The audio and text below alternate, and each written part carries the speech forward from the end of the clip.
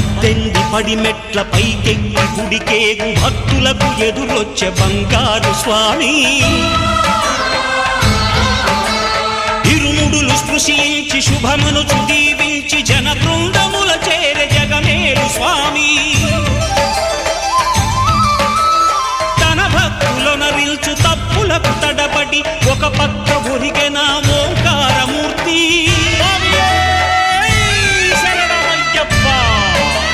స్వాములందరూ తనకు సాయము కాగా ధీమంతుడై లేచే ఆ కన్య స్వామి